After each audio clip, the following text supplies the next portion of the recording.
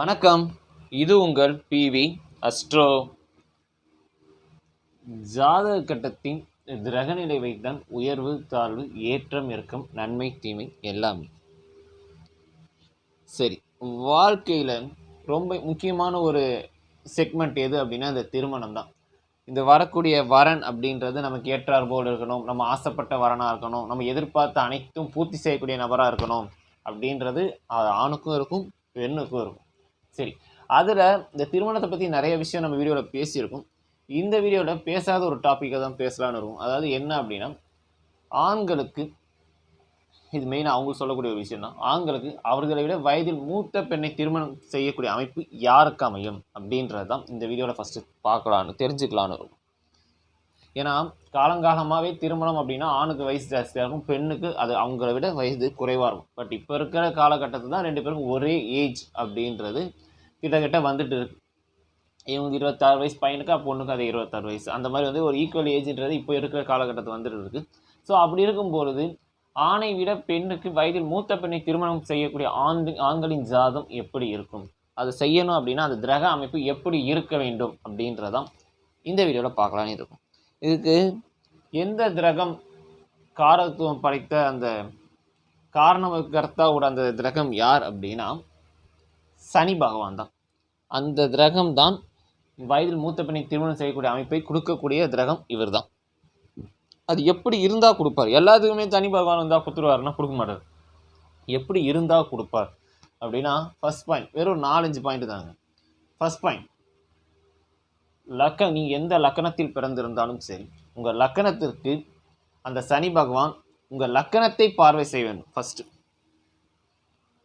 லக்கணத்தை சனி பகவான் அதாவது 7ஆம் பார்வையாகவோ அல்லது 3ஆம் பார்வையாகவோ அல்லது 10ஆம் பார்வையாகவோ அல்லது லக்கணத்தில் அமர்ந்திருந்தாலும் சரி, லக்கணத்தோடோ அல்லது லக்கணத்தின் மீதோ சனியின் பார்வை பட வேண்டும். இது ஃபர்ஸ்ட். ரெண்டாவது, லக்கணாதிபதின்னு சொல்லக்கூடிய உங்க லக்கணத்திற்கு அதிபதி வந்து அவரை அந்த சனி பகவான் பார்வை செய்ய வேண்டும். இது ரெண்டாவது விதி. ஃபர்ஸ்ட் பாயிண்ட், லக்கணத்தை சனி பார்க்கணும். ரெண்டாவது, லக்கணாதிபதியை சனி பார்க்கணும். சரிங்களா? இது ஃபர்ஸ்ட் பாயிண்ட், இது ரெண்டாவது பாயிண்ட். அடுத்தது மூணாவது, உங்கள் லக்கணத்துக்கு 7ஆம் அதிபதினு ஒருத்தர் இருப்பார். நீங்கள் எந்த லக்கணத்தில் பாருங்க 7ஆம் அதிபதினு ஒரு கிரகம் இருக்கும். அந்த கிரகத்தை சனி பகவான் பார்வை செய்ய வேண்டும். 7ஆம் இடத்தை பார்க்கணும்னு சொல்லவில்லை, 7ஆம் அதிபதியை சனி பார்க்க வேண்டும். இது 3. அடுத்தது, நீ எந்த ராசியில் பிறந்த ராசிக்கு 7ஆம் அதிபதினு ஒருத்தர் இருப்பார். அந்த கிரகத்தையும் அந்த சனி பகவான் பார்வை செலுத்த வேண்டும். அதாவது லக்கணத்து 7ஆம் அதிபதியோடு சேர்ந்து இருந்தாலோ அல்லது 7ஆம் அதிபதி பார்வை பார்த்திருந்தாலும் சரி, பார்வை தான் பார்க்கணும், இல்லை சேர்ந்தும் இருக்கலாம். அதே மாதிரி ராசிக்கு 7ஆம் அதிபதியாலோ அவரை இந்த சனி பகவான் பார்வை செலுத்த வேண்டும். இது 4 பாயிண்ட். அடுத்தது 5வது பாயிண்ட், உங்கள் லக்கணத்து சுக்கிரன், அந்த சுக்கிரனை சனி பகவான் பார்வை செலுத்த வேண்டும். உங்கள் லக்கண சுக்கிரன் யாராக வேணா வரலாம். லக்கணாதிபதியாக இருக்கலாம், பஞ்சமாதிபதி, பாக்கியாதிபதி, கேந்திராதிபதி, 10 கூடிய ஜீவனாதிபதி, 6-8 12 கூடிய அதிபதி, பாதகாதிபதி, யோகாதிபதி, அவர் யாராக வேணா இருக்கட்டும் சுக்கிரன், அந்த சுக்கிரனே அந்த சனி பகவான் பார்வை செலுத்தணும்.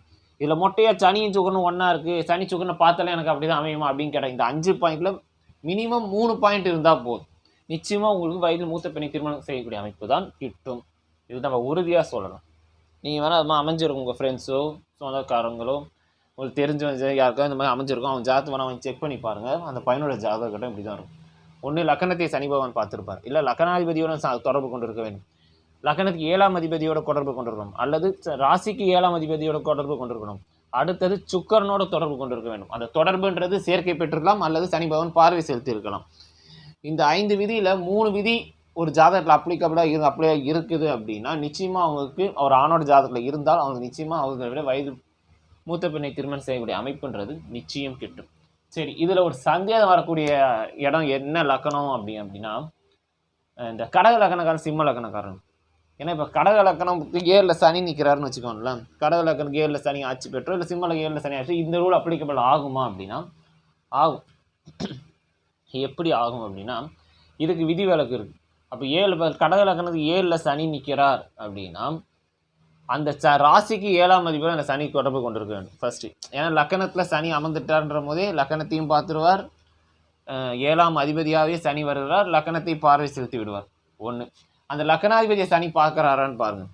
அதே மாதிரி ராசிக்கு 7ஆம் அதிபதியை சனி பார்க்குறாரா பாருங்கள். அந்த மாதிரி அமரப்பெற்றிருந்து சுக்கரனோட தொடர்பு கொண்டு இருந்தால் இவர்களுக்கு இந்த மாதிரி அமைப்பை கொடுக்கக்கூடிய அமைப்பு. மொட்டையாக 7ல் சனி நிற்குது, அப்போ லக்கணத்தையும் சனி பார்த்து 7ஆம் அதிபதியாக சனி வந்துட்டாரு, அப்போ எனக்கு இந்த அமைப்பு வருவானா வராது.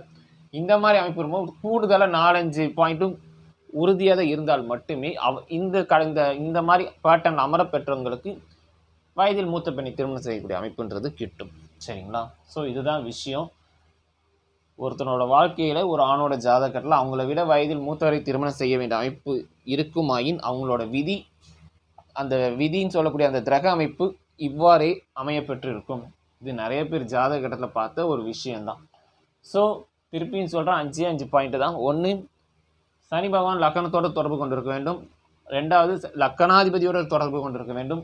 3வது, லக்கணத்துக்கு 7ஆம் அதிபதியோட தொடர்பு கொண்டிருக்க வேண்டும். 4வது, ராசிக்கு 7ஆம் அதிபதியோட தொடர்பு கொண்டிருக்க வேண்டும். 5வது, சுக்கரனோட தொடர்பு கொண்டிருக்க வேண்டும். இந்த 5 விதியில் 3 விதி பர்ஃபெக்டாக மேட்ச் ஆயிருந்தால் நிச்சயமாக இவங்களுக்கு அவர்களை வயதில் மூத்த பெண்ணை திருமணம் செய்யக்கூடிய அமைப்புன்றது கிட்டும். சரிங்களா? நாம் அடுத்த வீடியோவில் வேறொரு தலைப்புடன் சந்திப்போம். நன்றி, வணக்கம்.